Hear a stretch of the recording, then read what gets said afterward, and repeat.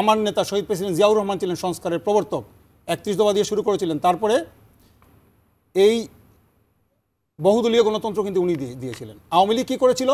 সংসদীয় শাসন ব্যবস্থা বাতিল করে দিয়েছিল।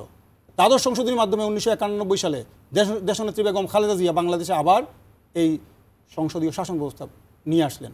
ত্রয়োদশ সংশোধনীর মাধ্যমে 96 সালে বেগম খালেদা জিয়া কী করলেন? বেগম খালেদা জিয়া বাংলাদেশে তত্ত্বাবধায়ক সরকার ব্যবস্থা নিয়ে আসলেন। আওয়ামী লীগ কী করলো? 2014 সালে এসে পঞ্চদশ সংশোধনীর মাধ্যমে সেটা বাতিল করে দিল। আমি বলতেছি যেটা যে সংস্কার বলতে যা বোঝায়, বাংলাদেশ জাতীয়তাবাদী দল সংস্কার করে জনগণের স্বার্থে, আওয়ামী লীগ ফেসিস্ট আওয়ামী লীগ এবং তাদের দূষণটা সংস্কার করে তাদের সাথে। আর এনসিপি নিয়ে যেটা আপা বললেন, আমি 30 সেকেন্ডে শেষ করবো প্লিজ, যে এনসিপি আন্দোলনের মাঠ থেকে উঠে এসেছে, আমি তাদেরকে সাধুবাদ জানাই।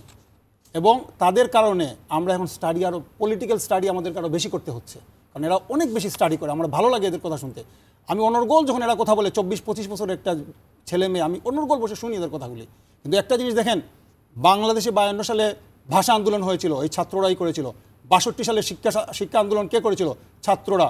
69 সালে গণ আন্দোলন কে করেছিল? ছাত্ররা। 71 সালে মুক্তিযুদ্ধ অন্যতম ভূমিকা ছিল ছাত্রদের। 90-এ স্বৈরাচার বিরোধী আন্দোলন কে করেছিল? ছাত্ররা। এই 36 জুলাইয়ের এই আন্দোলন কে করেছিল? ছাত্ররা। বাকি সব আন্দোলনের পরে দেখবেন ছাত্ররা, ওনারা নিহত হয়েছে, আহত হয়েছে, শ্রদ্ধা করে এদেরকে আমরা স্মরণ করি। সবাই বাসায় চলে গেছে, সবাই লেখাপড়ায় চলে গেছে, সবাই যার যার জবে চলে গেছে। এই প্রথম দেখলাম একটা দল হলো। আমরা সাধুবাদ জানাই। আমি আবারও বলতেছি, এদের কারণে আমরা আরও নতুন করে স্টাডি নিয়ে আসছি। সো ওইটা শুধুমাত্র আন্দোলন থেকে উঠে আসছে, এবং এনসিপি ছাড়া আর বাকি কেউ আন্দোলনে ছিল না তা তো না, সব ছিলাম, আমরা সবাই ছিলাম।